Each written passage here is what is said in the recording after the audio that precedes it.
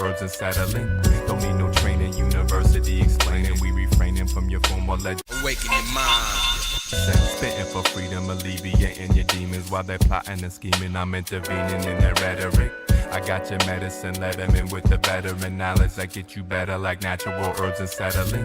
Don't need no training, university explaining. We refraining from your formal education and remaining in the moment like history frozen amongst birds.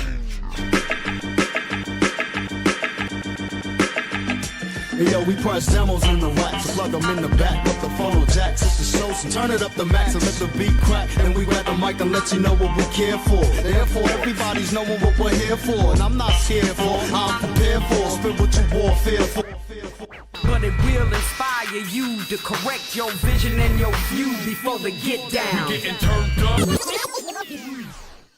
Yo, how's it going? I got one of my great friends and great colleagues in the One Great Work Warriors and part of just overall collaborating on the great work, Chris Jansen of N Evil Podcasts. And I had to have him on because one of the few friends within these, circles and networks who have actually met in real life. And I've spent like at least 2 weeks with this brother up in Northern California, Redding, nearby Shasta, California.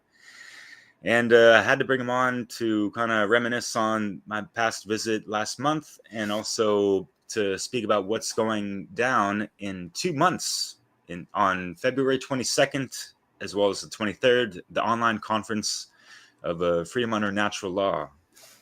I'd say it's less about what's going down and more about what's coming up, because the idea is to inspire people to take the action in the world, right? To care enough to get involved and be a part of the change in the world. That's what I've been encouraging with my podcast for 3 years, and for 3 Freedom Under Natural Law conferences, trying to encourage the excitement to really for people to focus on what needs to change in ourselves and in the world around us to not keep living in this cyclical, evil, murderous, thievery, rapery of the world, of the environment and each other, the way we have been for too long, But yeah, thanks for having me, Derek. It's good to be here, brother. Oh yeah, Chris. And you mentioned a lot there, and it is hard to stomach all the people think like, oh, why is society murderous? Well, how many animals are getting slaughtered per year, and all the wars going on, and all these things. Our healthcare systems are letting us down. The insurance and interest rates on all these things are ridiculous. Laughing at that because him and I were talking about that earlier. It's very interesting, right? But to not get too ahead, I just want anyone out there wondering, like, funnel, like Freedom Under Natural Law, what is this all about? So I got to ask you first and foremost, as like one of the main members at the helm of organizing this from pretty much day one. Correct me if I'm wrong, but what was it all about? And how were you and folks like Leslie and Will Keller involved as the nucleus, and had other folks contributing and corroborating? Is that the word? Corroborate. Yeah. I'm making it all happen. Yeah. Well, and then there's collaborate, right? 2 L's or 2 R's are a little different, but yeah. We corroborated and we collaborated to make that stuff happen. It started out like the group was called like Natural Law. It was actually a support group when I first got involved. It was meeting weekly. Cindy was a big help on getting that group. She started it, and it evolved and changed.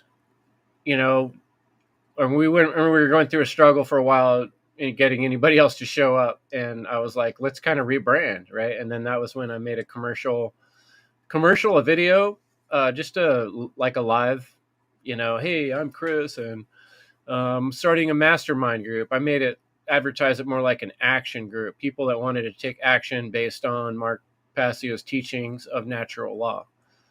And so based on a shared agreement on the definition that Mark gives of natural law, the inherent binding condition that concerns human interaction, basically, and the outcome of that human interaction. And, you know, natural law being that binding condition, and that we're experiencing the outcome. And then the law of freedom, the concept that if we all keep doing evil things, if we all keep breaking the law, the natural law of the universe, which amounts to stealing, basically, that we're going to be experiencing trauma. We're going to be experiencing not good conditions, you know, uncomfortable conditions.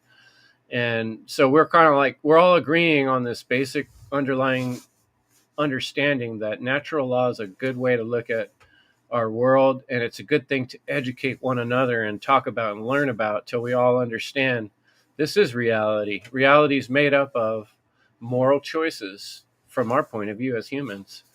And so we're like, well, what can we do?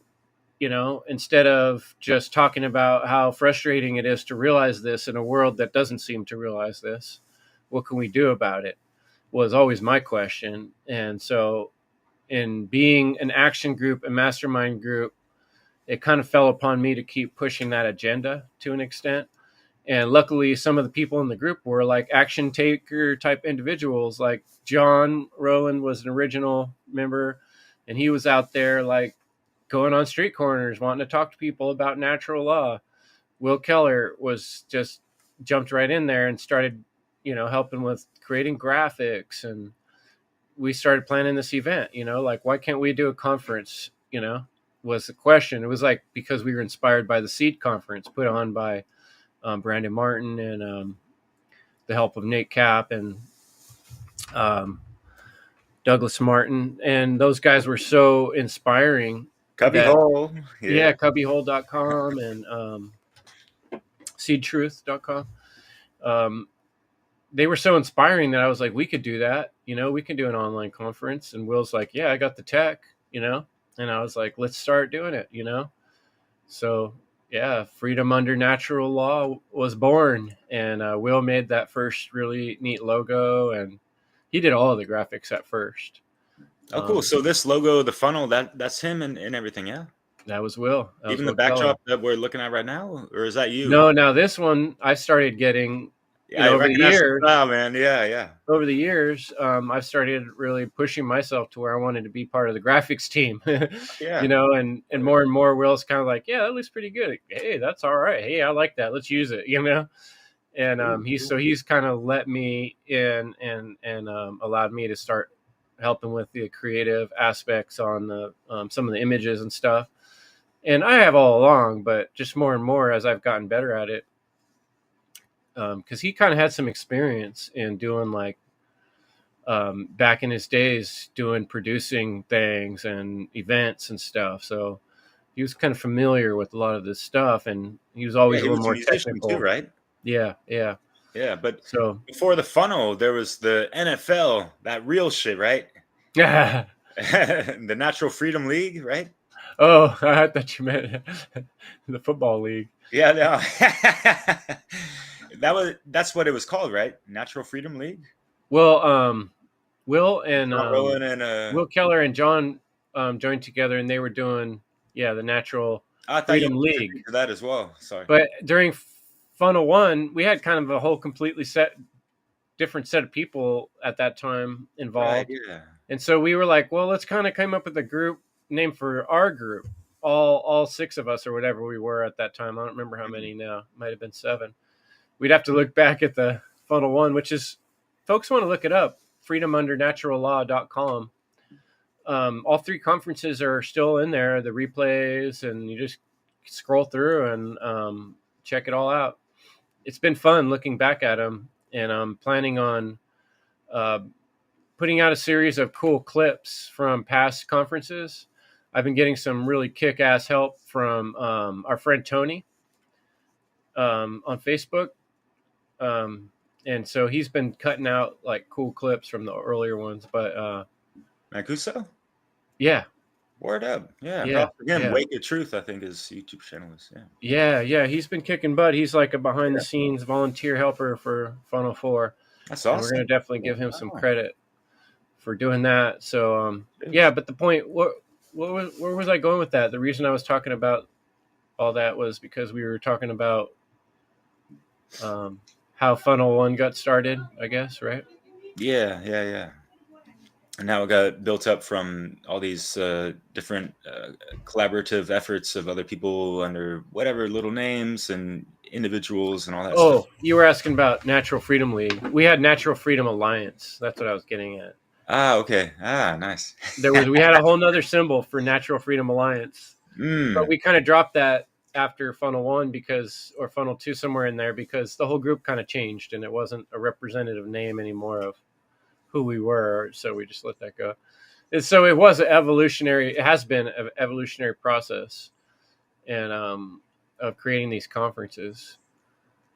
Yeah, totally. And just as the technology has evolved and this and that, and just, the learning curves of that and what you're able to acquire at whatever time to make do with what you got, when the time comes to host these online conferences. And so, yeah, what's it like, being at the, the station and all hands on deck, right? And all this stuff. So, yeah, if you care to run a little bit through of how that goes, and just, I mean, it takes a ton of just organizing and networking and keeping tabs on every single guest and all that stuff, right? So yeah, it's just a lot of excitement. You get you get so into it, and then like the weekend when it finally happened, every time it was just like, by the end of the weekend, just exhausted, like so much attention's being used, like watching every comment, like,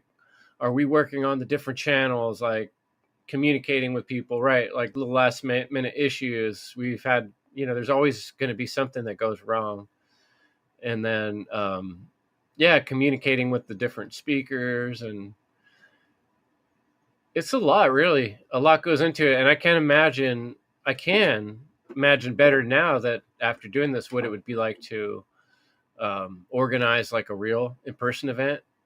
Man, a lot of logistics, and but it's been so fun that it's a lot of work too. It was like after Funnel 3, I would have liked to done Funnel 4 like the very next year, or maybe we were hoping to keep doing them like 2 a year even.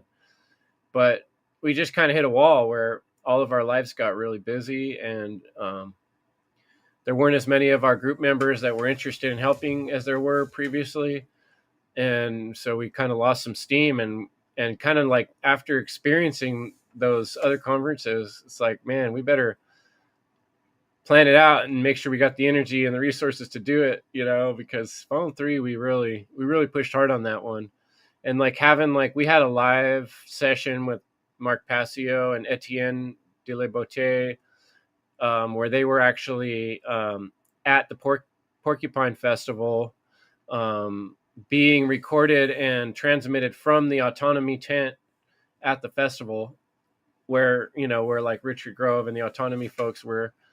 It was exciting, man. It was just like, what a buzz, And it's weird. We just looking back now at some of the outtakes and the videos and clips of that stuff. Like, it's hard to believe that all really happened.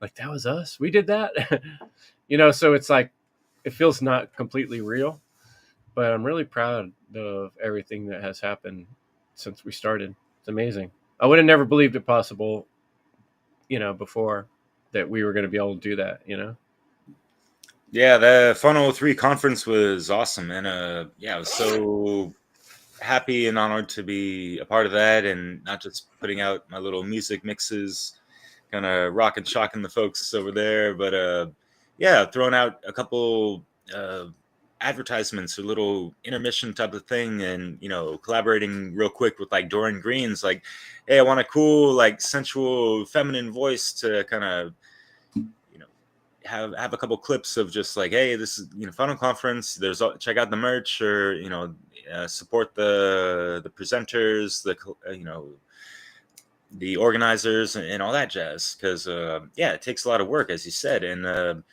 they're tech gremlins are might be lurking around. You never know, or just anything could happen regardless of that, or just like little blunders that any given person can make at any given time. Sometimes, depending on whatever technology they're working with. So yeah, like what were with that in mind, like what were also other like challenges of making it happen like on the spot, like you're live and direct for like these conferences go for 10 fucking hours, right? Per day. So yeah, man, like Well, we learned that there is sort of a cap. Like it works best to actually keep it more like 8 hours a day. After 8 hours, forgot which platforms. Some of them will only let you live stream for so many hours, and so we had that problem more than once, and we didn't understand exactly why the stream stopped. Like the first time it happened, or it'll stop on one platform, and you're like, did we get, I think we've gotten stopped because of a censorship issue, but right, we're never sure. Like it's not 100%. So, there's been some of those, but I'd say the harder part of it is leading up to it, getting all the presentations done and turned in. Like, you got people that are spending a lot of time and energy into creating these presentations, and they're not getting paid for it. None of us are getting paid for it. It's just free. It's because we want to volunteer our time because we care about it. So you don't really want to be like yelling at people like, we need to get this turned in on time. But on the other hand, like a lot of folks did kind of push it to the last minute at each conference. And so that was always tricky. And then, but Will's such a smooth, like calm character. He doesn't get worked up easy. And he was our main engineer in terms of the streaming. He was streaming it all from his place, and he had a backup plan. And he just always seems like he's not bothered by stuff. Like, it's cool, we got it, Even when, like, he had the biggest snafu of all, his presentation was like the headline presentation, and it had a problem that he didn't realize until during the conference, and he had to, like, basically not play it. And, like, he was so, like, cool about it. I would have been mortified, but I'm sure he was embarrassed, but he's a smooth cat. He knows how to handle things, and so he did good at handling all that last minute stuff. But it's a lot of pressure once you get into making a presentation, and I'd say that's probably the hardest thing. Is like there's no like, it's not like school where there's a boss or a teacher saying this is what it has to be, and when to turn it in, here's the parameters. It's like it's all up to you, and that leaves so much room that it's hard not to be your own judge and be like, that's not good enough. I need to fix it. It needs to be better. And then you keep listening to it and going back. And then you're like, well, how far am I going to go with this? Maybe I should have done it all different. And you find these times where you've been working on it for hours and hours, and you're like, maybe I should start over. And so I think all the presenters go through that to an extent. Yeah, definitely. And I've definitely done similar things with so many works in the past.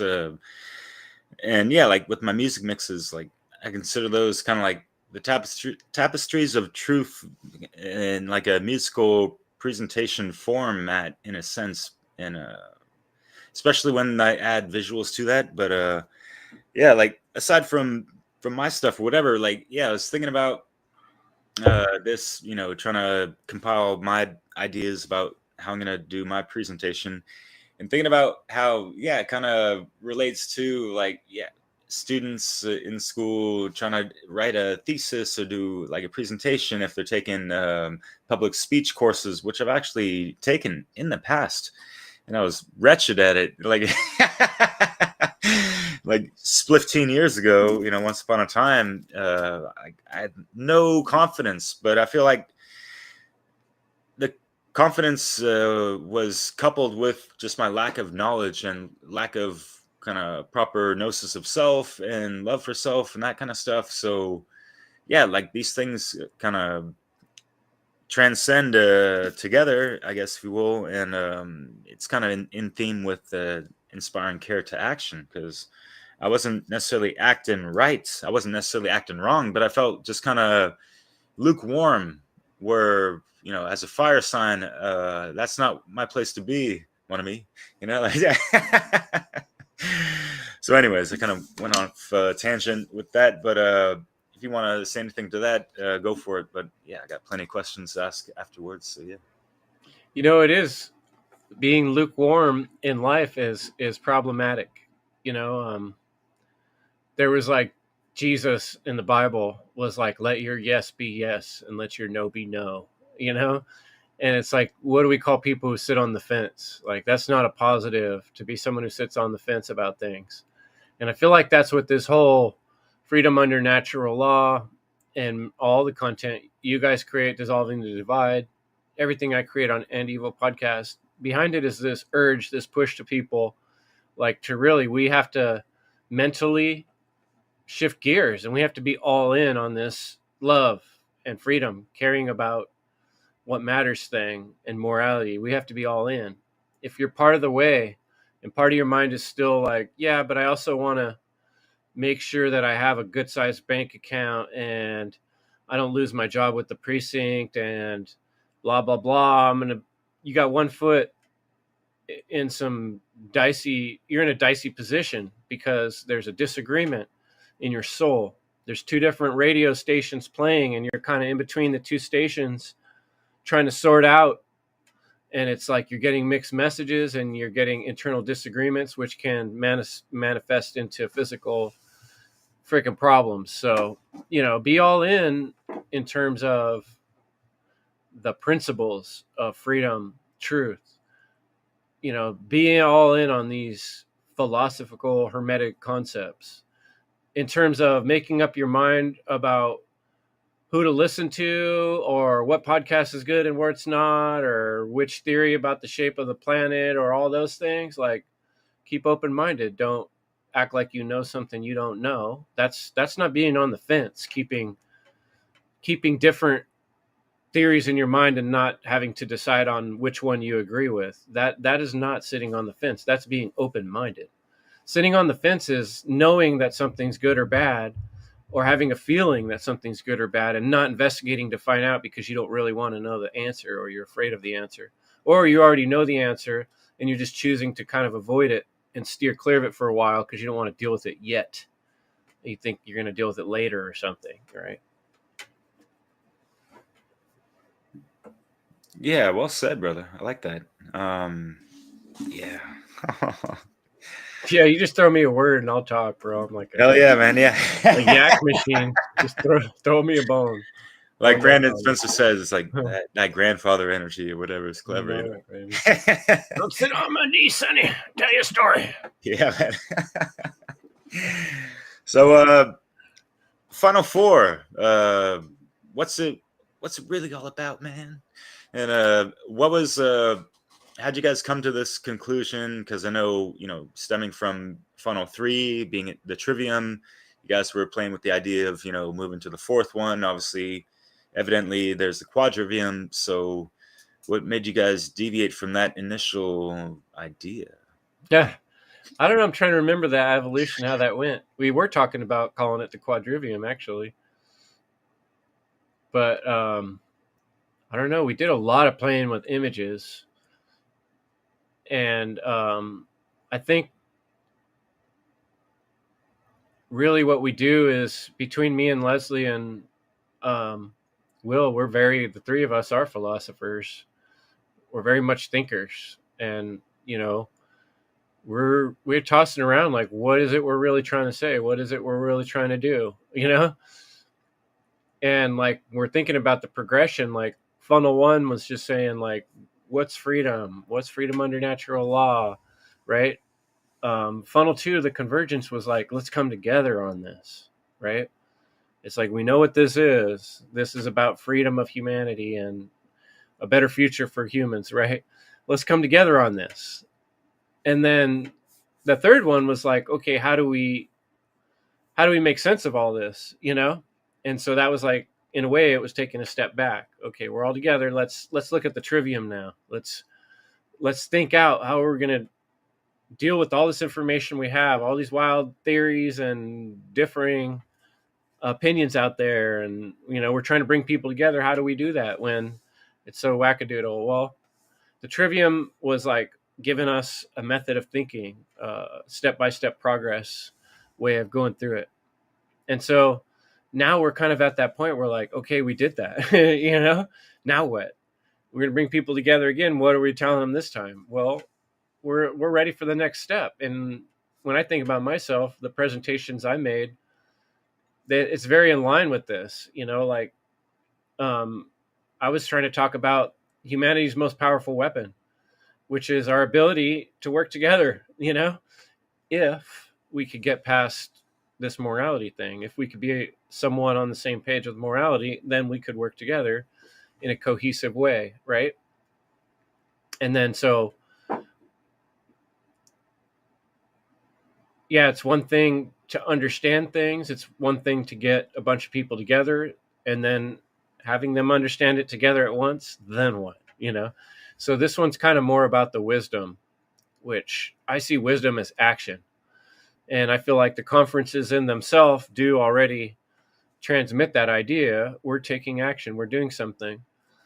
But we've put a lot of information on the table in the last 3 conferences. So, I think for me, what inspiring care to action really means is like the same thing I was talking about in my the symbols of nature and the nature of symbols, is there's different progressions we make on our awakening experience.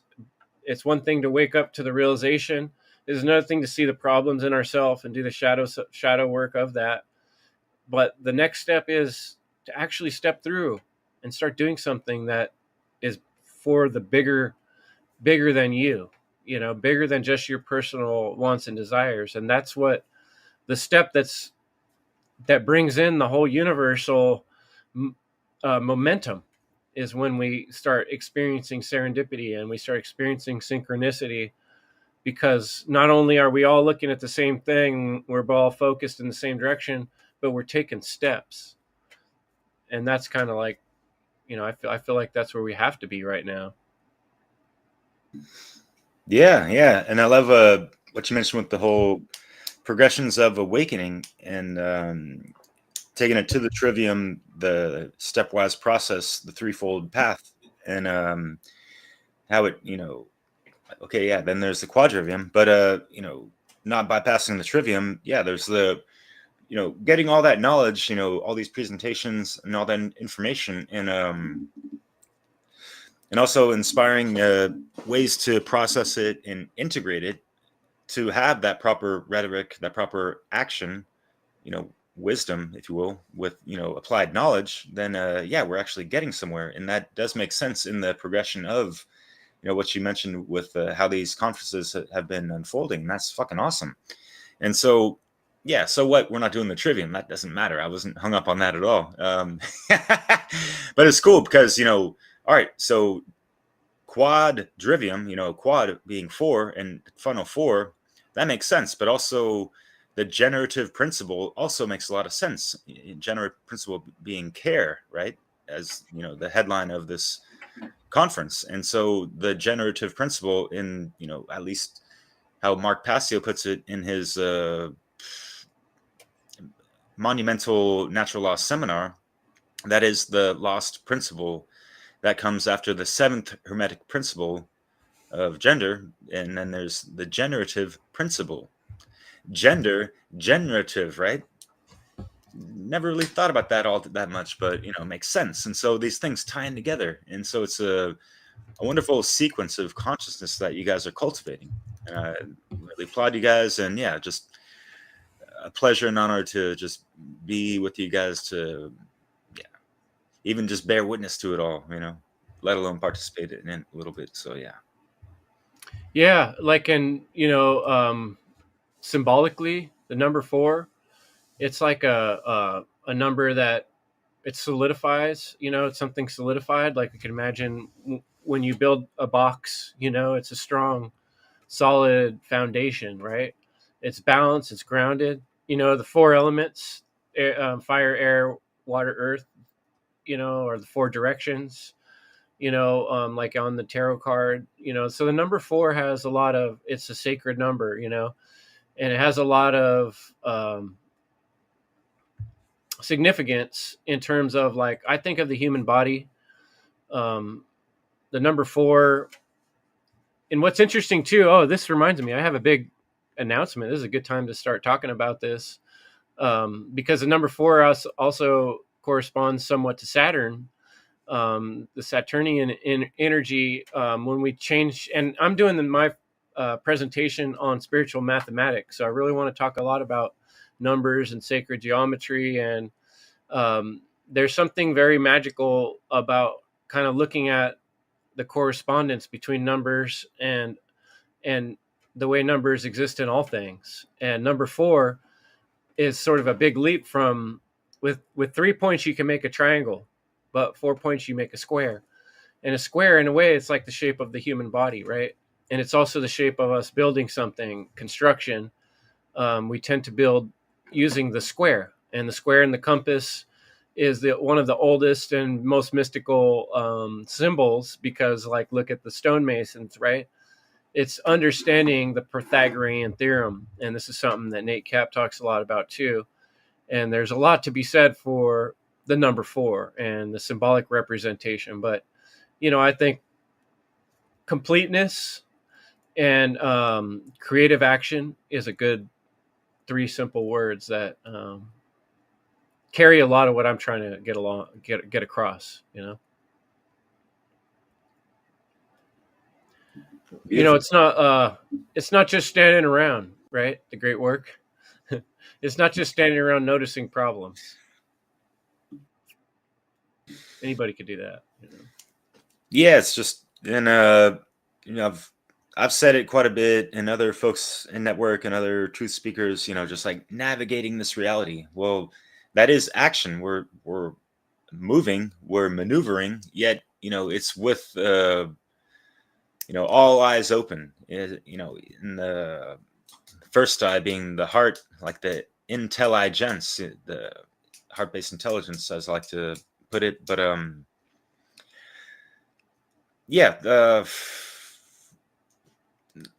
it's not often where you hear people get into details like, okay, we're navigating through reality, so how does one move about their daily type of thing, like from their bed to the toilet to the to the work spot, during the commuting thing, and then back and forth, and how can they be that,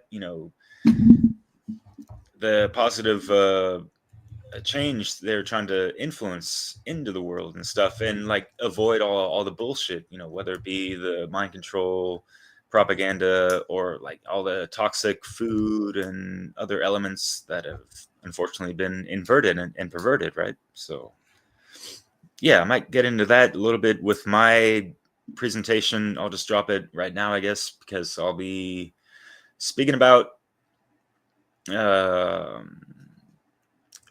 being an activated individual, the real AI activated individual, in the face of, the artificial intellect.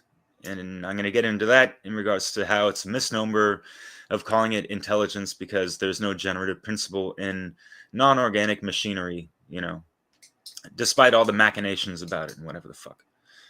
Machination, machina muerte in Spanish means death machine. Machina is a machine, muerte is death, and like machination, is like kind of like machina, mon mia. What it really be? I don't know, man. You tell me. I know, and then here you and I are both using Macs. That's no good. Yeah, I just got a new Mac Mini. It's awesome, yeah. So I remember the big announcement I was going to make. Ooh, yeah. To say that because I was thinking about Saturn, and sometimes Saturn's associated with the number 4 or the number 6, but there was a really cool episode on Saturn, and that was by Joey Phipps of Library of the Untold. And this is a channel I've been pretty interested in the last year, because he definitely he covers some very interesting topics, some stuff that's kind of a little bit more on the fun, interesting side, but he also does start getting into some morality and philosophy of morality issues as well. And I've been pretty excited to see his shows getting so many views and so many people loving what he's creating. And it's got some real gems of learning in it. And he talks about our reality, and there's one recently put out called The Ringmakers of Saturn, and this is a YouTube channel called Library of the Untold. And he talked about that. We did a recent interview, and I'm going to play that interview on my show on the End Evil podcast on the Thursday before the Freedom Under Natural Law conference to kind of kick it off. It's going to be like a pre-party for a really exciting interview that I'm looking forward to playing. And Joey's just got a real interesting, different take on things. He's not from the Mark Passio people that a lot of us normally talk to. So he's got a kind of a different take on things, and it's interesting. But I love how he puts information together and presents it. And I think his YouTube channel is a real good example of someone like really putting information out into the world and taking action, and then you don't always have to know all the answers to things to present people with, well, here's some things I found, what do you think? And that's what I think he does a really good job of, laying things out in front of you to make you wonder. And that's kind of like one of the steps to get people on this path towards caring, is to know all the factors involved. And this reality we're in is a lot stranger than you might think. Let me put it that way. And his channel is great at bringing that awareness. Yeah, Library of the Untold. And it's cool to see his style and aesthetics and visuals and the way he makes his video edits and all that stuff. It's cool. And it's too bad you weren't able to get him on the conference, but that's awesome that this is old. I think I might still do. I got to talk to him. We might be able to do like a bit in the conference with some of his stuff too. Hell yeah. But it won't be like a traditional presentation. He didn't have that much time on such short notice. But we're going to get somehow, I'm going to make some kind of compilation of some of his work that will show up in the conference too. Word, yeah. I'm not coming with the traditional stuff, but I want to dabble into that tradition, of course, because, I haven't really done anything of that sort. So, I definitely want to deviate from the traditional presentation. Yeah. So you're going to do something more that direction, you thinking? Yeah, I definitely want to throw in like a dozen slides and cool. Stick to that kind of script. But then, I've already recorded something that I did in Paris for like just a couple minutes, and just like throw in little segments and maybe a little music, mischief or whatever the hell. Mixed chief. I'm sorry, Well, me, I can never go 100% traditional. In my last, I'm either or doing a rap song or a rat strap. That was dope, man. I love the fact you're, like pushing your own boundaries and doing stuff out of the ordinary amongst, the peers that are kind of sticking to that script. And there's nothing wrong with that script, but it's just cool to see, and just like having that variety and all that stuff. So. And speaking of variety, that generative energy, it's all about creative, creative. You got to find a way to tap into your creative self, right? But you were going to say? Yeah, definitely. I thought it was a good time to get into the lineup for this conference coming up, because there's quite a bunch of familiar conscious cats that I'm collaborated with already, and you even more so. But just to pull that up real quick. Starting from the left to top down to the right, we got Nate Cap, Will Keller, Jim Adams, One Great Wolf Warriors, Jake Jackson, Chris Nelson, Chris Jansen, Conrad Rogos, Brandon Martin, Brandon Spencer, myself, Dustin Plattner, Jackie Krasna, Sarah Cross, get that crosstalk, and the lovely Leslie Powers, who, she does the Dissolve and Divide with myself, and you're a fortunate fella to be her partner. And she's also, along with Will Keller, the co-collaborators and organizers of this conference. And yeah, it's when I think about y'all, it's just, I think of family, you know what I mean? And it's just a beautiful thing what you guys are doing, and the folks that you've rounded up so far.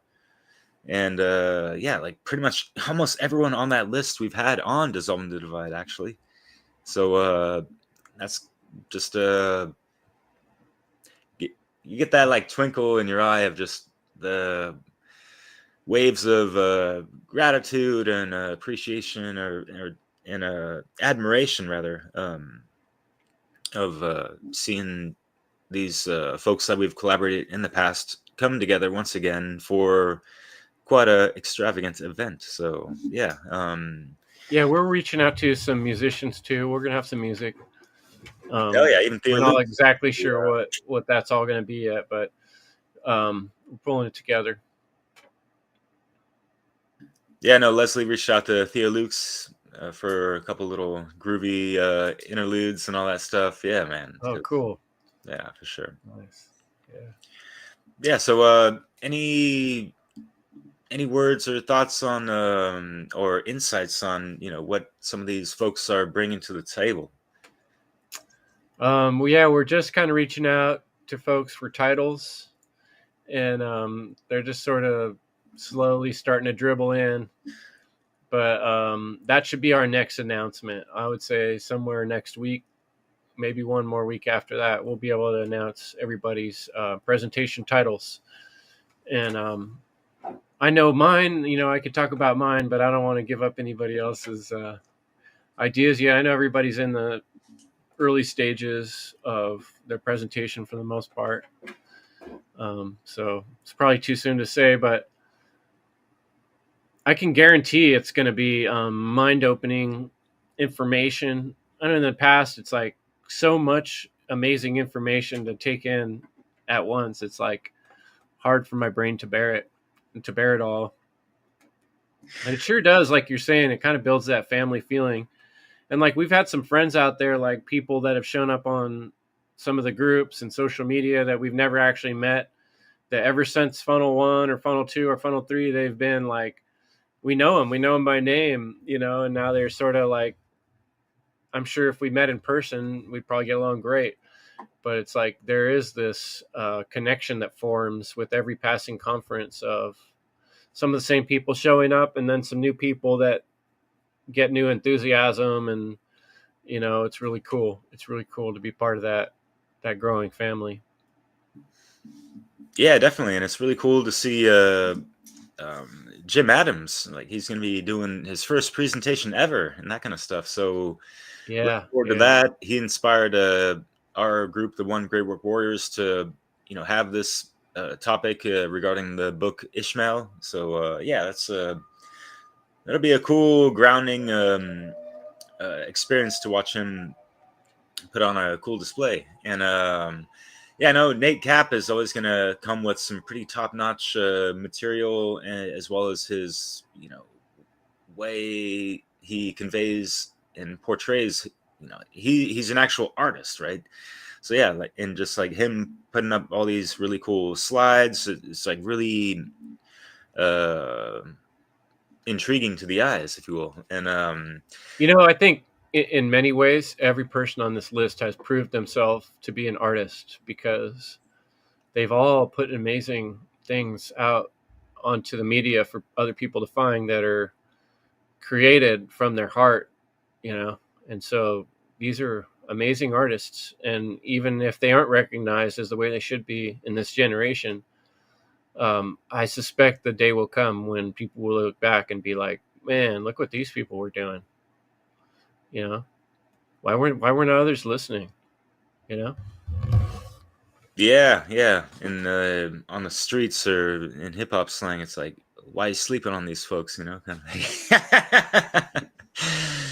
But yeah, looking forward to folks like Jackie Krasna. She's pretty deep into tarot, so it's gonna be cool to see her bring something that it might not even be about that, And Sarah Cross has been killing it this year. She's on Revolution.radio with Crip Rick, one of our fellow warriors and past contributors to or organizers for the conference, and he put out a presentation as well. So looking forward to Leslie's presentation regarding like music as well. Yeah, cool. Then Conrad up in the place. Watch out. I want to see him bust out that Polish accent, but I know he's just out in Chicago type of stuff. But anyways. Yeah, and Chris, I'm really looking forward to see what Chris Nelson's got. He's just yeah. He's always got a good way of putting things, and his graphics are top notch. So yeah, it'll be good. Brandon Spencer, man, he always knocks it out of the park. He's just got such, and his skills have been, expanding by tenfold in the last few years, it seems like. Yeah, I love folks like him and Will Keller, that it seems like that's like their strong points of doing these types of presentations, and makes me want to just like encourage other people to create more conferences so they can put out more presentations, like that'd be cool. I don't know when you're going to release this, but Will's actually doing his spirituality presentation, I think, Sunday tomorrow. Oh, he is. Oh, cool. I'm surprised I didn't get I didn't see that on YouTube. I don't know if he advertised it, but I just happened to be in conversation with him this week. So weird. Yeah, I wish I had time to and a means to hang out with them for at least a day or something like that. When I was out in California. But I wish I had more time to come, back up to Reading and kick it with y'all again. Like shit. Yeah, but it was neat that you made it. It was fun. Yeah, and speaking of which, we're doing a video, and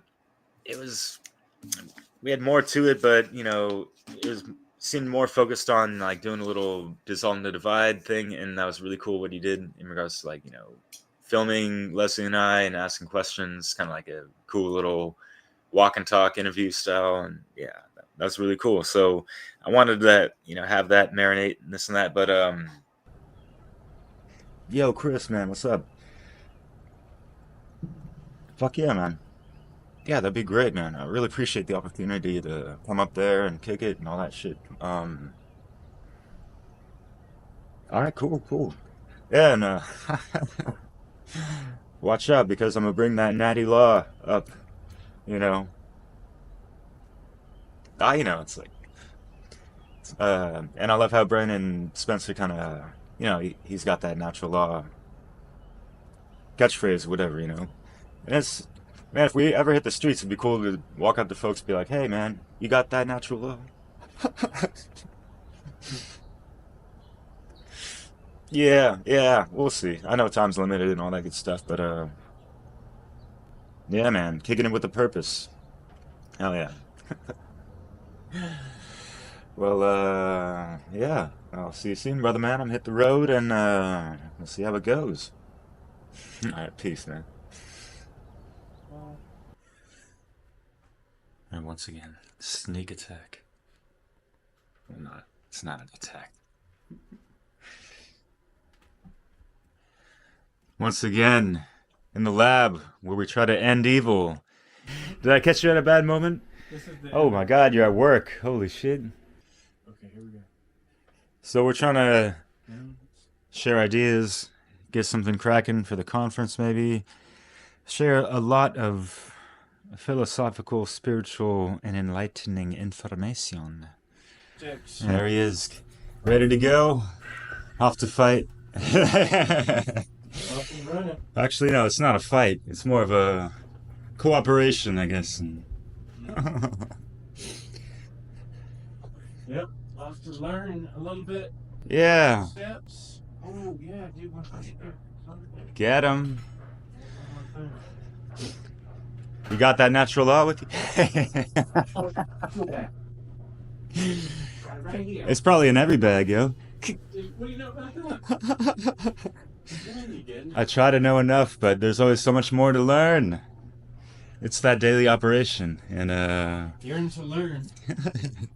it- But I'm not to earn right now. because we ain't got money to burn. I don't get money burn. Fuck. All right. Let that butter churn. So we're at a place called Lowe's, and apparently it really blows. And so, how does it really go? No, I mean, just kind of got us thinking, talking about customer service and how it's changed.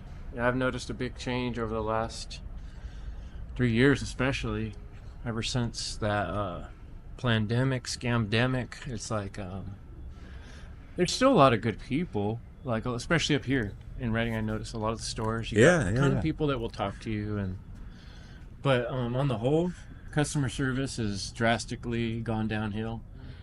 And So Lowe's isn't that pro, or we no? were It's just kidding. noticing in there to pick up, they got the whole thing guided towards you're supposed to put it on your app of your phone. And like, you know, if you're a young person and you're used to apps and you're used to technology and cell phone, that's all pretty straightforward. But you know, us older folks and folks that are even a little generation on us, it's like that stuff's so hard to understand, and you don't know what to do, and it's very impersonal, you know. Yeah, right. It's like we're missing that human element, more of it, and like for us, we're on the computer all the time. So like the less internet bullshit like that, the better, in a sense, right? It's like just Yeah, so so much it's, like for instance, right now we don't really know. They said, yeah, there's some guy coming, but it could be like when. Right now, I thought it was waiting for us. Like, Are we supposed to then go hunt them down and ask them? And it's funny, we were talking on the way over here too about like the taxes and stuff, and like parking in the own town that you've worked your whole life, where man. you've already been taxed for whatever 20, 30, 40 years of your life, and then you go to park like downtown of the city that has been collecting your money for all these years, and they're going to charge you to park, or even threaten to kidnap you or take extra money from your pocket for parking in an area that realistically should have already been paid for by money that you've been putting in your whole life. It's been taken right out of your check. And but apparently they didn't have enough. Pay someone to patrol and to tax me. Why would I want to pay to have someone tax me to park in the city that I already paid to live in? It's like, why didn't you already apply that money towards providing a comfortable place for me to put my vehicle? I mean, how many years of paying taxes have you till you earn the right to park in your own town? It's like that kind of thing, or it's just respect, general respect, and how we treat people is not being honored in the modern world. And that to me really ties in with our last topic of transhumanism, AI takeover. Yeah, that was a great people are episode. just kind of allowing it to happen in so many ways because these structures, these big box stores, these non-human kind of entities. And that's where we have the corporate finances. They got that clout where they can afford to pay forward and like invest in all this tech and like have it be implemented throughout their stuff, like with these lockers that they have and the pickup and what's funny, and you would think that it was convenient and efficient, right? But you even went online to okay, put status like I'm coming to pick it up now.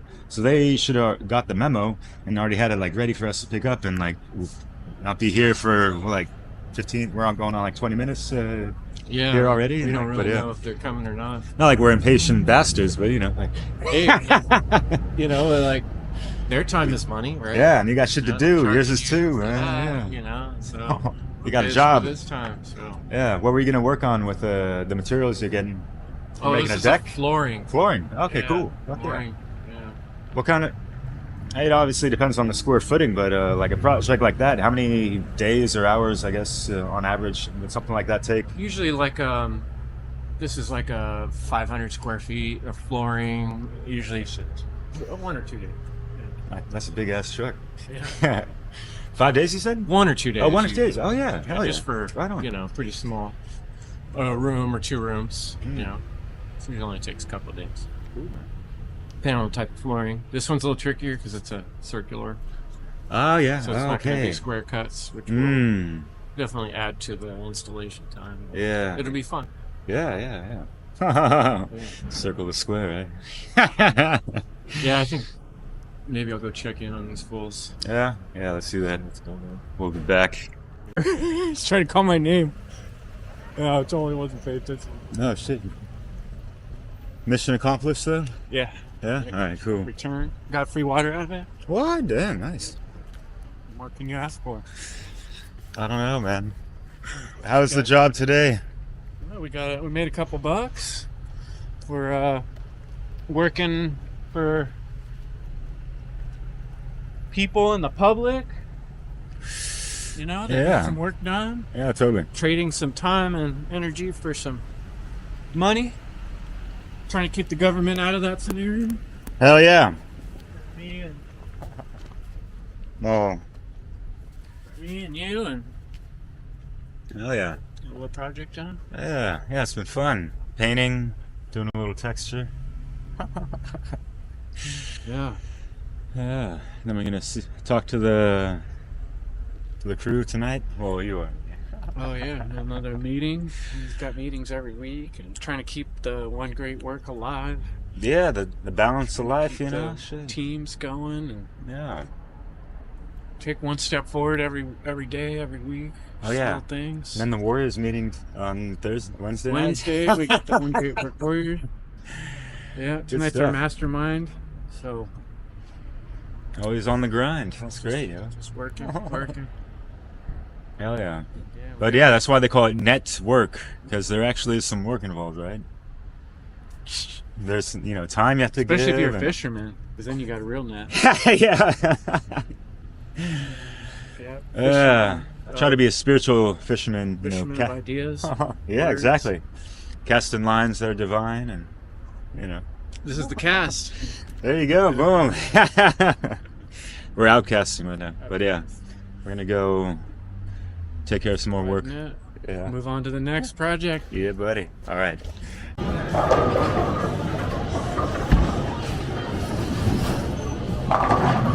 Woo! That's the one, yo. Yeah. I finally got one strike on camera for you. That was my third in a row. Well, oh shit. You can win this one. What do you call that? Turkey time! Holy shit!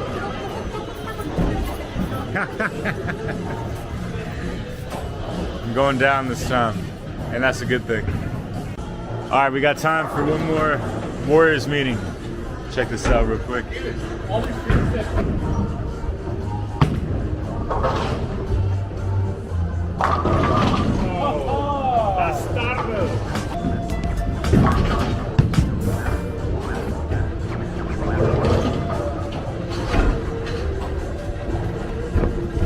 Little black box. Yeah. I'm like, all right, he's about to start his recording. Yeah. So when Leslie was like, "Who took that picture?" I already knew. They get you. Because Derek finds you. Yeah, and he was just like this. You gotta love that element of surprise. I say I was feeling Yeah. like the Truman Show. All of a sudden, I'm like, oh yeah, there's like always this eyeball watching me. Yeah. What's cracking? Crack-a-lackin'. Are you looking for that natural law?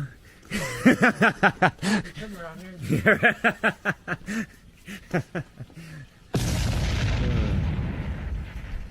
Yeah, just to kind of finish and the video I'm talking about, we were in front of Lowe's and this and that, and yeah, like working with triangles and squares, being a constructor that you are and the master builder, you got to get supplies like all the time and that kind of stuff. And so you've noticed changings in just like in general of just how customer service, should normally be, if you will, and like the good quality stuff and like kind of like the low end of it. Lowest quality. Lowest quality. That's what they got, man. Oh shit. Yeah, it's like I'm pretty patient, I feel like most of the time I'm pretty patient with people, but like my dad was not so patient with people, especially when it came to customer service. He was one of those that would be like, he would speak right up when he didn't get good customer service, and he'd be the first one to, raise his voice and tell the manager had to come out, and he didn't worry about making a scene. So I spent most of my life kind of being the opposite of that, like almost too quiet sometimes. But I sure have changed over the years, and I feel like when COVID happened, there's like this marking point of all of a sudden customer service like flipped backwards. And it was the first time in history when like you could kick people out of your store just because you didn't like they weren't wearing a mask, or you could try to say that you needed to see people's temperature before they come into your establishment or something like that. Like weird requirements that are so different from no shirt, no shoes, no service is like a whole nother world of splitting people up, causing division, and losing customers in a way that's hard for me to imagine. Like they used to tell me when I was young that if you lost one customer, then they go tell their friends and they tell their family, and that could amount to $700,000 of business. A business loses.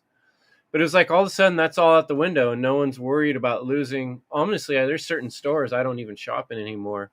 Trader Joe's being one. I've always loved that store, but they were such they were so not cool during COVID that I don't even like going in their store anymore. REI is another one. I love REI. I've shopped REI my whole life, but they were so rude to me on one day, and it left such a mark that I'll probably never shop in their store if I can avoid it again. And I don't know how many other people have gone through these same things, but when we were there talking at Lowe's, I think what we were both kind of noticing was that it kind of seemed like they sort of cared and they sort of didn't care about our business, right? Like I got some real kind of brief instructions of where we were supposed to go stand. And the whole time we were standing there, we were like, how long are we supposed to stand here? There's no one here to tell us we're even standing in the right place. For all we know, this wasn't what she meant. You know, maybe she meant some other bay or some other place. You know, yeah, we went in to ask and confirm that, right? And then like we finally did at the end of that recording there, and they were finally bringing the wood. Lo and behold, right? Yeah. Lo and behold. I've had some pretty disappointing experiences at that same store previously, is why we started that conversation. I was telling you a little bit about that. It does seem like that one particularly is geared more towards people that do sales and stuff over the cell phone, because they have all this like cell phone technology up front. And all these stores more and more have gone over to check yourself out, right? And which is really weird, because I mean, it's asking you to kind of like work for them, you know, in a weird way, to do their job. You know, it's like, bag your own groceries, bitch. No, just yeah. Like in a lot of ways, the whole customer service thing has changed drastically. I was looking right before our conversation. I was looking for I had that song in my head, Mr. Sandman, bring me a dream, you know, because it was like Back to the Future. I found it, and it's like when Marty gets sent back to the 1950s, and he's looking at the gas station. And like when a car pulls up to the gas station in the 1950s, like all the employees ran out and filled up the gas and cleaned the tires and checked your windshield wipers. And, you know, maybe the movie was a little silly, exaggerating it, but that is the difference between customer service, even when I was young, as to what it is now. In a lot of places you go in where it's almost like you're the enemy, being you know, or like you try to call whatever company to deal with a problem, and they're like, if you would like to push 0, you know, it's like a bunch of numbers you have to push, and then there's no way to talk to a human at all, and they're only certain hours, and they're not helpful, you know. I mean, I'm experiencing it across the board, and I don't even know how to. I actually know personally some kind of older folks in their 80s, and they struggle so much with this stuff, man, because so many stores, so many things you buy, so many medical things you try to deal with. There's no way around going online and doing stuff. And if you're if you're 80 years old right now, that is not easy, especially if you have trouble hearing and people are being irritable with you when you ask them to repeat what they said. And that kind of thing is like rampant now. It's like across the board. So I don't know what's your experience like in France, but I mean, there's been a degradation here in the U.S. big time everywhere I've been. Damn. Well, the stereotypes are exaggerated, but it does allude to the fact that, you know, like the customer service is not as much as America. And like I've joked around with people out here like for a while of just how like compared to even like some kind of restaurant. I mean, this like the people aren't bad. They're not assholes. They're not a bunch of arrogant fucks like a lot of people think the French people are. They're just really understaffed in a lot of areas because the cost of labor is so fucking high because companies are taxed ridiculously on them. Like they're paying almost, you know, let's say I made 4,000 euros for the company, I guess, in a month. I'm only going to see maybe 2,000 or whatever. And they have to pay like 2,000 to the state or whatever the fuck. As an example, that's, you know, arbitrary, of course, and it might not be 50-50 like that, but it's not that far off. But the funny thing that I would say to some people, in a little exaggeration of how like the like, pre-COVID, at least, you know, in some places, customer service was like so over the top that, you know, I'd be like, yeah, like these the staff members would wipe your ass so the toilet, you know, if you had to go use the bathroom. That was like, but yes, a little over the top. Sorry. That's some shitty customer service right there. Touche. Yeah, but what I wanted to say, because you mentioned the whole Back to the Future stuff, when I was back in California and talking to my dad, we had a conversation about that in a car ride to Southern California, actually, and saying that was more of a normal thing to see of yeah, they'd check your tires, you know, fill the gas, and like you don't leave your car and this and that. So it seems like it, you know, looking back on it now that what we're used to, it seems like, wow, these folks were pampered, but that was just like the norm over there. And there still are places like in Oregon where it's not a self-service gas station most of the time. People will fill up your, you know, tank for you. You don't get out of the car for that. You might get out of the car to go pay at the cashier spot, but yeah, so that's just one thing. So the main thing I wanted to mention, and what I've noticed, it's not that far off from what I noticed, whether France, working with colleagues in France or working with colleagues in America, working in restaurants, being a server, being a bartender, all these things. People lack presence of just being there. They lack just like the proactivity of and applying themselves and actually trying to make do with whatever job situation you're at, like whatever the fuck position and field you're at, you can still, like, even if it's just within yourself, like be the best you can within that position. You know, it doesn't matter what anyone fucking thinks about you, because you might get criticized or whatever, whether you do a good job or bad job. It doesn't fucking matter. You know, all management and micromanagement aside.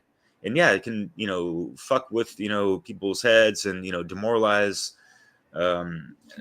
work staff and stuff. And like, it is a shitty environment to be like helicopter fucking management, that kind of stuff. But if one is just, you've noticed when you're shopping at, you know, whatever type of store, that, you know, if someone's like really in the groove, like even a cashier, just like having a smile on their face and just like being engaging, being present in the moment with whatever customer that they're dealing with, and being able to be open-minded and open-hearted to listening to the inquiries and questions and complaints that said customer might have, and just looking for a solution to figure it out, you know?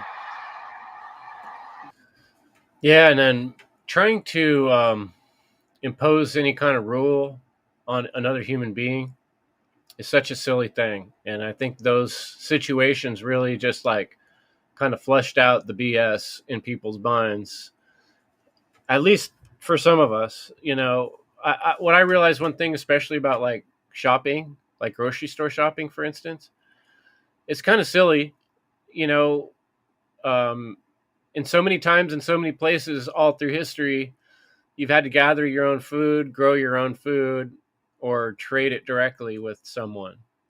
It's a weird world now where there's this disconnect between my mouth and where that food comes from in a lot of cases. But there's still part of me that really desires like a caring connection with the person I get my food from. I thought a lot about this, why, you know, after COVID, after some of my experiences of going shopping and feeling uncomfortable and judged in different ways, or just not treated the way I feel like I should have been treated. Like, I don't want to put food in my mouth that I bought from somebody who was rude to me. And that sounds stupid, but like, I really want that to be a positive transaction. You know, wherever that's what makes like a fast food place always feel more and more uncomfortable over the years. You kind of look in the back and you see what people are doing and how they're dressed, and you almost see their attitude on their face that sometimes they just don't care. They're just here because they need to be here because their life is stressful, you know, and they're barely there. They're barely hanging on, you know, and you can see it. I remember one time walking into a fast food joint with my family, and we kind of decided last minute to stop. And I'm like, I turned around, I'm like, we're not eating here. And they're like, why, Dad? And I'm like, just, we're not. You know, I took one look at the staff and the way they were acting and the look on their face and the whole scene behind. And I'm like, no, I would not eat anything from that. That's all it needs to be said. You know, it's like, somehow there has to be more respect for life itself. The fact that whether it's animals dying for you to eat or plants dying for you to eat, or just there's energy in motion for us to keep living, and that has value to it that is worth more than it's getting in some cases. Let me put it that way. And so it's like, I think we need to really value these transactions of trade when it comes to our vital resources and how we get them. And maybe that energetics matters too, to the body. I don't know how we feel when we eat it and how we feel when we get it. Maybe it does come into play, you know? Sure. Yeah. And I'm just thinking about people not properly digesting the thoughts or experience that they had with a rude waiter at a restaurant, that kind of stuff. And they're like eating their food, and that's not gonna, you know. Yeah. Undigested thoughts, undigested feelings. Right. So yeah, man, gassy all of a sudden. That's a cool thing you mentioned, and I appreciate you kind of standing on those principles of just avoiding that negative type of energy that can be transferred into your dining experience, let alone your gut, right? So yeah, man, and for your family as well. And yeah, I know exactly. I had a funny image in my mind when he said that, and yeah, I see the type. It kind of reminds me a little bit of the video we did with the Warriors with the zombie stuff, you know, and just like sleepwalking through life a little bit and being a robot at work in a sense, and you're just going through the motions. Like, why? Like, we all make money, I guess, to pay the bills and all this stuff, and you have to be at a place at this, you know, current space and time to make ends meet, whatever the fuck. Are you gonna sulk about it, or actually have because it's just like that draining energy, and they wonder why when they come home they're just completely drained from a day of work and this and that. For me, like, it's going to work at restaurants these, you know, for years now, like, it's like an escape. It's almost vacation, because I'm not like stuck in behind a computer all the time doing all this shit, you know. Like, not like this is a bad thing, but it's a really cool and a stark change from, you know, the great work to just like, okay, I'm like working in a restaurant. I get to see people, and like there's beautiful women and like interesting fellas and that smells kind of food. Yeah. So, you know, I just make a cool experience of it, you know. Like, we always have that choice, you know, like, what is it going to be, y'all?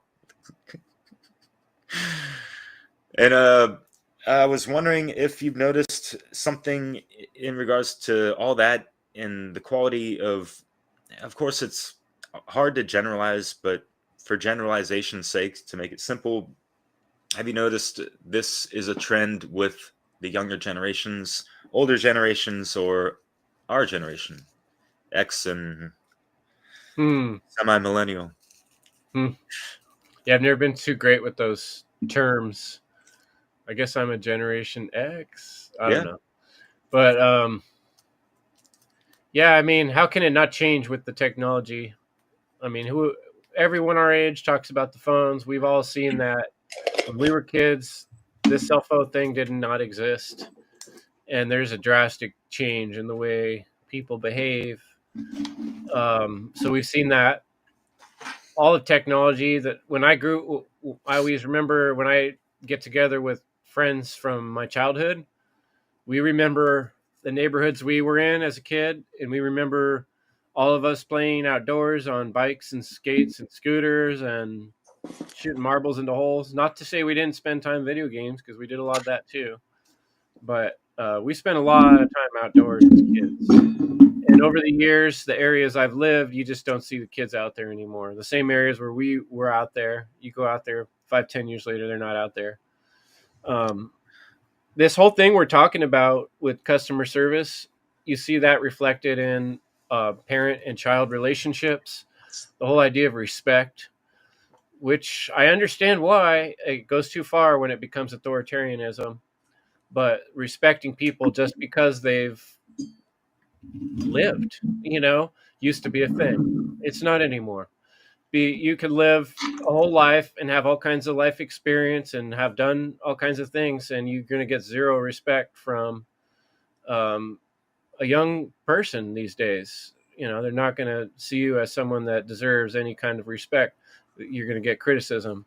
That's more common in today's world than it was, because that's something that's taught by the elders to the next generation, to respect your elders. And it's taught by them being good examples of human beings. So there's too many cases where humans have not been very good examples, and too many adults and parents haven't been great examples. So naturally, the next generation doesn't have a lot of respect for what seems obvious to them, a bunch of neglect and lack of caring behavior. If the parents aren't there providing for the children and giving them the things they need and teaching them the things they need to learn, then they're going to feel neglected, right? And they're going to not have that respect that we would hope to have. And the same with our stores. If they can just sell you crap and they don't have to be nice, then they're not going to spend the money on training their employees to be kind to you, because they don't need to. They can get your money. And when you have a monopoly on all the energy in 4 towns, and all you have to do is light a little fire and you get to rebuild the whole structure again and charge the state for it, you got a pretty good setup. You could charge whatever you want, and you could just have people wait endlessly on hold when they try to call with problems and don't care and just don't help them.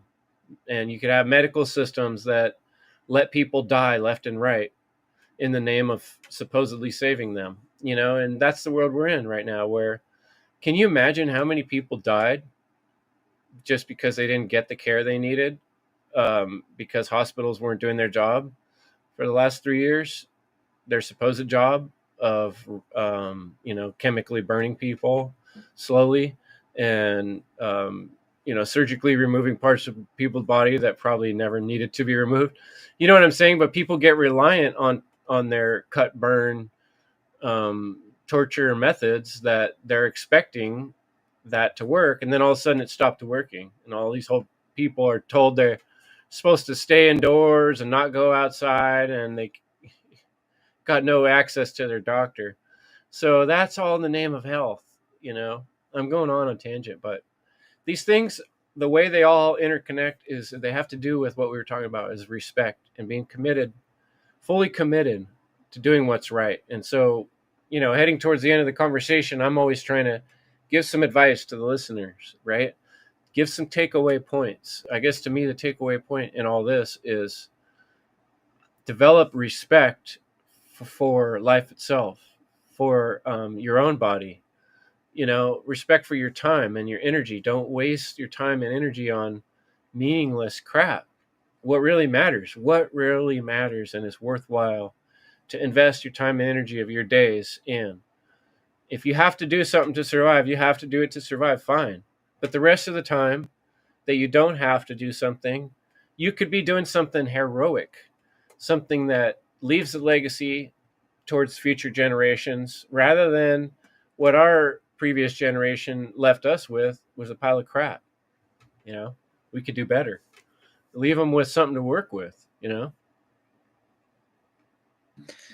Yeah, and it could just be one's self just living a good life, a good moral life. That's something to aspire to, and it's a good role model, all these things. And yeah, like the inspiring care is walking with that heart-based intelligence 24/7, and that is a great compass to have within the seat of your soul, and to properly maneuver through the matrix and all these things, right? So yeah, it also acts like a repellent towards all the bullshit, and we could, sift through that and deal with it in real time and get along throughout the day, where others aren't ruffled, yet we're still able to shine a light where it's needed sometimes, whatever. And yeah, feathers could get ruffled, whatever. Like, it's not for the birds, and we're not talking about language of the birds all the time, but not to get off those, play on words of tangents and all that stuff. But yeah, like we're not able to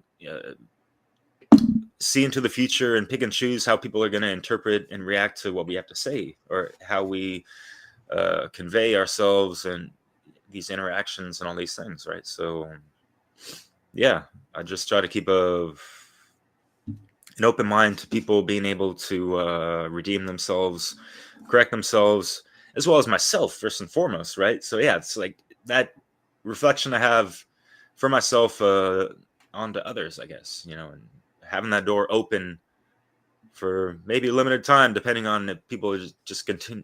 You can tell by people's, constant, behavioral patterns, and if it's good or bad and this and that, have some discernment and all that stuff. So yeah, but yeah, I guess what can you do? We can't let them get in the way, and we can inspire them just by continuing that great work path. We don't even have to say anything in their direction, just keep doing what's right, and hopefully people will recognize and realize that, and maybe take steps towards acting more appropriately in that manner, I guess. Well, I would say a good test is, do you inspire yourself? You know what I mean? Because if you don't look at something you've done in the past year or the past months and say, man, that was pretty awesome. If you don't do anything to surprise or inspire yourself, you're not doing enough. You need to be a hero in your own eyes. What's that going to take? And think about that. I don't think no one tells their children that, You need to be your own hero. You need to be proud of yourself. That's the goal. Work on that. If you're proud of yourself and you see yourself as a hero, if everybody was working towards that, imagine what it would be like, Yeah, it's like, be your own hero, be your own savior. And amidst all the savior programming and all this stuff, whether it be through politics or, all these, superhero movies where people are, acting all vicariously through this fantasy of these things. But, it's the external thing. They're not like internalizing that hero's journey within themselves, because they haven't really initiated themselves to that thing, right? So yeah, to inspire people to get on that path, yeah, it's a beautiful thing. So yeah, brother. Mm-hmm. I guess with that being said, really looking forward to this conference. I really want to rock it and showcase what I've learned from my learning around, but also just collaborating with a lot of y'all as well. So yeah, I'm just agape, you know, I love it. Right. So, yeah. Yeah.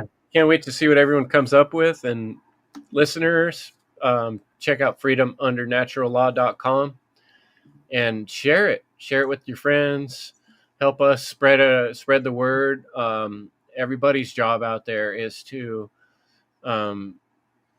inspire others. So yeah, go to freedomundernaturallaw.com and tell your friends. Yeah. And check out Chris Jensen's End Evil podcast. You got Thursday, 6 p.m. Pacific. Exactly. It's quite terrific. So yeah. And consistent, which is, got to give you huge respects for that, because that ain't easy at all, especially with having a family, having a great partner, and having a hell of a job too, you know. So yeah. Remember hellified, what was that 2 years ago where I was giving David a ride home in the snowstorm? Yeah. And you and Leslie started the stream for me from the computer. You guys go, what button do I push? I was like, do it, hit it. And you're like, show must go on. Yes. Yeah, awesome. Chewy, hit it. Yeah, it was great. And shout out to David Rodriguez. He's out there in Reading doing his thing, volunteerism, and being a pretty cool comedian as well. He's inspiring you to do that as well, right? Or what's up with that? Yeah, man. You hit the stage a couple times, or what's up? Yeah, on the I did a couple amateur nights, so if I get a good enough show, I'll broadcast it somehow or another. Oh, hell yeah, man. I should have stuck around for that one. Yeah. We got more in store. We got a lot of fun stuff in store this year for the End Evil podcast. There's a lot of good things coming. So, if you guys haven't too, go to endevil.life, and there I have a email list. Always encourage people to sign up for that. There's going to be some opportunities to kind of get on the inner circle, the End Evil podcast inner circle. So there will be some progress there soon. So sign up while you can. Yeah, definitely. And stay tuned because, I love the fact that you open up the round table for anyone who wants to join on the End Evil podcast sometimes and talk about the relevant subjects that have been kind of circulating through either your works or even the Great Work Warriors works or any old observation that's going on. So, yeah, I love the fact you've been keeping it strong all season long, all year long. Yeah. Yeah, and folks, you guys want to listen to some tracks, pop on some Awaken Your Mind. Derek's just constantly putting out collaborations, interviews with other people on Dissolving the Divide, and Derek's own musical mixes on Awaken Your Mind. So give him subscribe and like, and just throw that on and listen in the background when you're doing whatever you're doing. Okay, I appreciate that, man.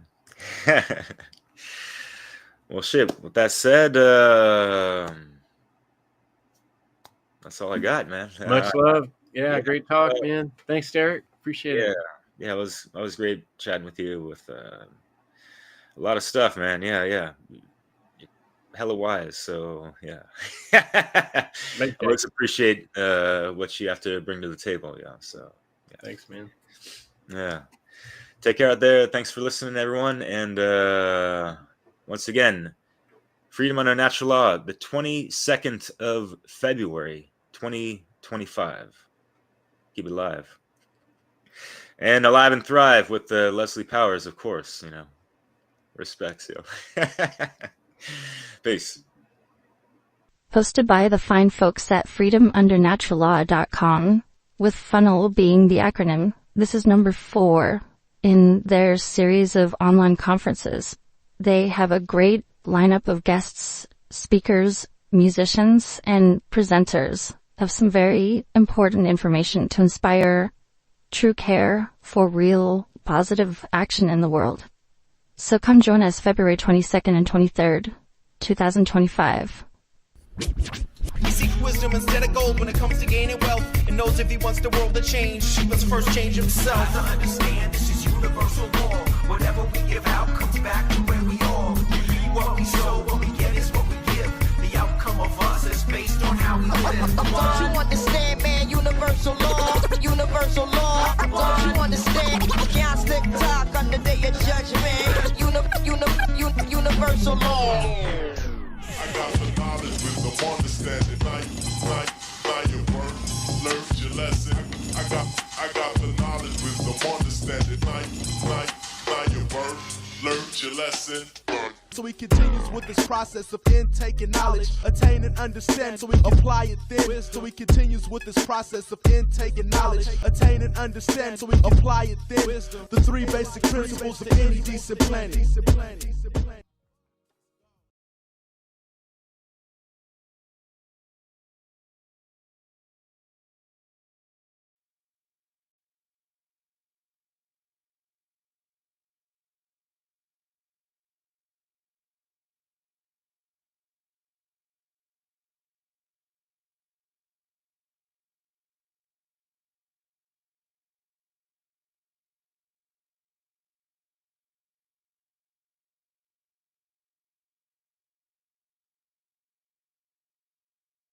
Thank you.